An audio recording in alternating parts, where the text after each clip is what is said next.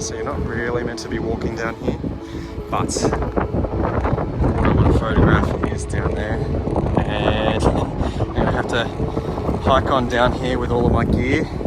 It weighs a heap, but it's gonna be worth it. And let's just hope that it's not too windy down there, that it shakes my camera on the tripod, because it is a big camera. And let's see what we've got down here. Okay, so I'm gonna be heading down there, down this little thin little track. So let's see how we go. All right, so I've made it down, and we've got the Cape Schanck lighthouse up there, as you can see. And have a look at all of this rocks in this bay. It's absolutely amazing. So for me to get my photo with my panoramic film camera, it's a huge camera. It's absolutely a huge camera. But I have this little viewfinder. This comes off the top of the camera, and because you can't see through the actual film camera, you see through this, and you can detach it. And what this allows you to do is walk around with this and be able to set your composition. So I'll show you, let's see if we can see what it looks like through the viewfinder. Here we can. Okay, so it doesn't look exactly like that. It's obviously a lot more clearer, but yeah. This allows me to set out a composition. So I'm gonna go and find a composition in here somewhere, and we're gonna use that as the first photo out of my panoramic film camera. So let's see how we go. Okay, so here's the panoramic camera. It's called a Fotoman 617. And it's, as you can see, it's really, really big. It's huge. And so this will take really large 6x17 or 1:3 ratio, essentially, panoramas. I'll show you what I've set up here for today. So you're gonna get a photo of the lighthouse. It's gonna be similar to about that composition, but obviously a little bit more wider and panoramic. I've got a 90mm lens, which is fairly wide, but it's definitely not wide enough. What I was hoping to do is get some foreground rocks with the mountains and lighthouse, but it's just not wide enough. So I'll probably do that on my digital camera that does have a wider lens. Unfortunately, I'm not going to get that depth that you would get by having some of this in the foreground and that in the background. It's not going to create that depth between here and here, but we're limited with this lens. The other option would have been to cut the lighthouse out and perhaps go for something a little bit more like that, but there wasn't enough interest. So I think that I'm going to have to make the sacrifice and go with, it's going to be something like that, but obviously a lot wider. Let's see how we go. So I've just realized something, and I have forgotten.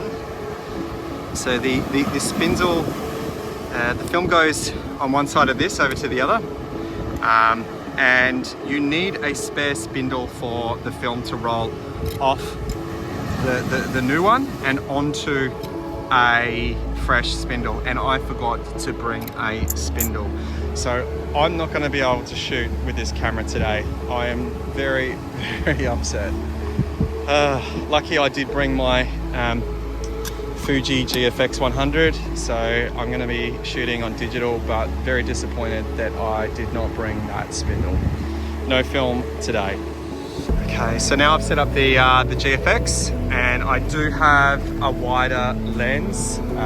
So this is a 20-35 lens that I have on this, which has meant that I've been able to get some composition of this in the foreground and then the lighthouse in the background.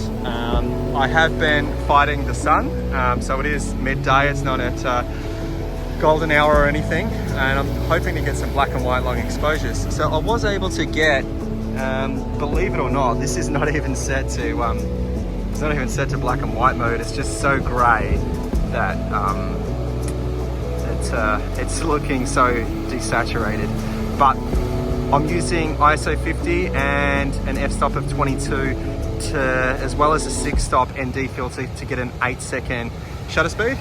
And as you can see, this is a panorama with the foreground, the rocks in the foreground. So quite happy. I'll just wait a little longer and see what else I can find. Okay, so here's my second composition. So there's this little island thing that pokes out of Cape Schanck, so it's really nice. I forgot what it's called. I think it starts with a P. Forgotten. We've got all of these rocks, and what I've done is gone for a panorama. If you can see that, I've got some of the rocks in the left there in the foreground, and I've got the island thing set just off center to the left. So hopefully there's enough depth there between the foreground and background, and I was able to get a long exposure, so I will look to convert that to black and white. So I think today's a black and white kind of day. I haven't shot black and white. It's very frequently, very rare for me to shoot it. So anyway, I will be converting it to black and white.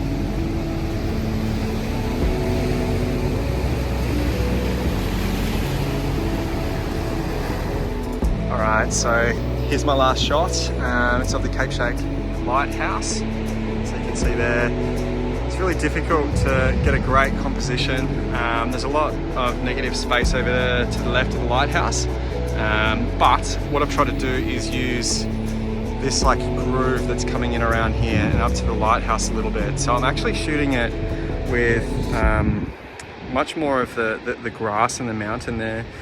You can see I'm shooting an ISO 400 because it's mostly of the mountain and the grass. I do want the grass and those leaves to be a little bit more sharp rather than blurry. So I'm trying to get the shutter speed a little bit higher. Anyway, I think it's going to turn out pretty good. Again, I reckon I'll convert this to black and white.